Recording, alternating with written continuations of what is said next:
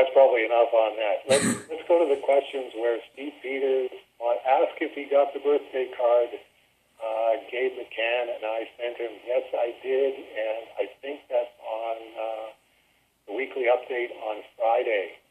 But the birthday card thing is getting interesting because I got so many tailor-made Cerebus birthday cards for my birthday. I'm wondering if you can do something through a moment of Cerebus where Steve Peters and Gabe McCann can post, okay, these are the 2 or 3 birthday cards that we sent to Dave Sim on his birthday, Cerebus birthday card. And now you can have your own Cerebus birthday card. And all you have to do is give Steve Peters this much money in his PayPal account, and he'll print up one of these and mail it to you. Same thing with Michael R.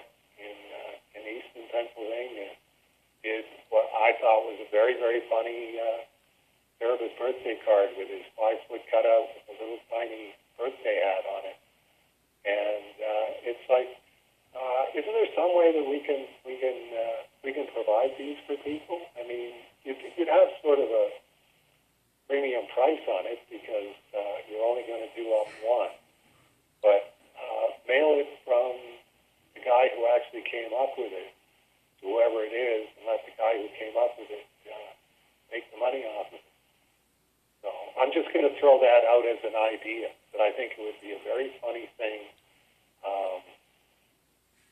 for a moment of Cerebus to have all of the contact us, archive, and then one of the categories is birthday card. People go, wait a minute, what are you talking about? Birthday cards. Here, click on it. This is how it works. This is the birthday cards that are available, and here's the people that you get them from, and this is what it will cost. I will see what I can do. I don't know how well this is going to work, but yeah, I'll see if anybody that made a card, if they got a copy and want to offer it to other people, we'll make it work. Yeah, I think it would be very, very funny. This would be how you get a Cerebus birthday card. All you have to do is be tapped into a moment of Cerebus. Dion Turner asking about the update on the Cerebus archive for women. Still working on that one mentally. I don't want to give up on it because it definitely seems to me like a sign from God that there's that many of the Oprah Winfrey parody pages in the first 10 pages. It's not like that was a surprise. That's comic art metaphysics. Here's something that would be interesting for him to talk about. And crunching it mentally, I think, I don't want to go into a whole elaborate history, but I'm not sure how many people remember how that whole Oprah Winfrey thing came about. That it started with Phil Donahue. And I used to watch the Phil Donahue show when I think just after I dropped out of high school. So I would be home in the morning, and my sister, I think, was going to university, and she would be home in the morning. And we would watch the Phil Donahue show because it was really, really interesting. He really came up with this amazing format for discussing ideas, which was to have a guest on who usually had an esoteric take on some idea. And he had a number of very pertinent questions on his own that he wanted to ask, trying to find out, okay, is this a legitimate idea? Is this an illegitimate idea? Where do I take issue with this? And he came up with this format where it was like the person on the stage and the audience, and then him sort of like walking around in behind the audience instead of being on stage. And really, really interesting subject matter, so that you literally couldn't wait for the commercial to come on so that you could talk about what you were watching and what your reaction is to the ideas that are being presented.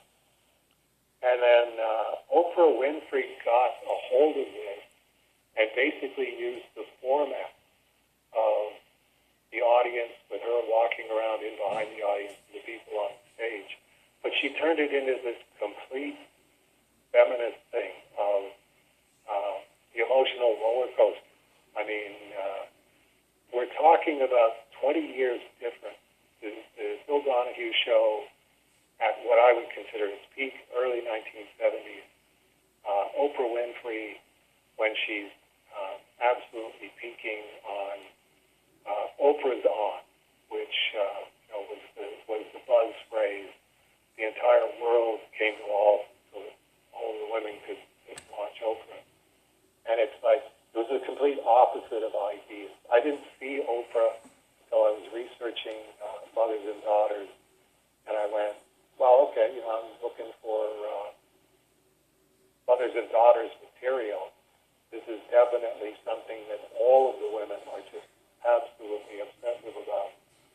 So I started watching Oprah most of the time when I was on the road somewhere, because that was 1992, when I was doing the U.S. tour to 26 cities. So 10 o'clock in the morning at your hotel room, when you had to get up for a 6 a.m. interview on a radio station somewhere. And it's like I just sat there with my mouth open going, this isn't even communication. This is so far away from what Phil Donahue was doing. And that became sad, because then Phil Donahue, trying to stay in the game, had to go over and do that stuff instead of doing actual ideas and debating political theories and whatnot. It was just, let's all find the one right way to think, and let's find what's going to make everybody happy, because that's the whole point of society, is making everybody happy.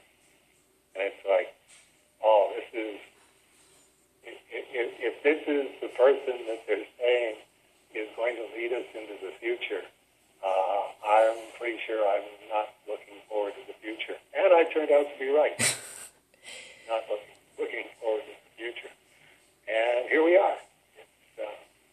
Atheism is the problem, feminism is the solution. Oprah Winfrey will fix us all. Well, I was going to suggest that if the commentary is going to be too long, you could always record it. We could put it on the internet, and then for the commentary, it would just be a link of go online to the here, and this is everything Dave has to say about page 1, page 2, and so on. Right. Yeah, I'm trying to chop back from that to say,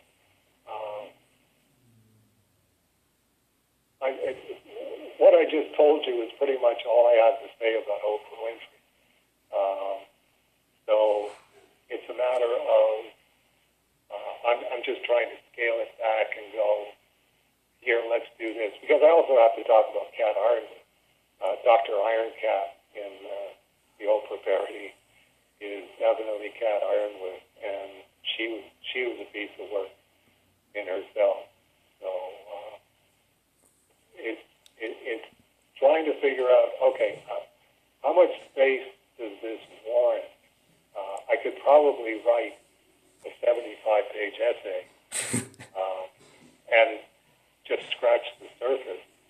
But at that point, you're sort of dignifying something that you really don't want to dignify. So the short answer, Dion, and I appreciate your interest and definitely your ongoing support for all of this, and that you want Service Archives to keep going. I want it to keep going. This is the first one where I'm having to chop it back to, let's not make more of this than it is. Let's get it down to here. Here's all that I have to say about Oprah Winfrey. This is a societal obscenity. I'm sure, I understand that the vast majority of society thinks the exact opposite.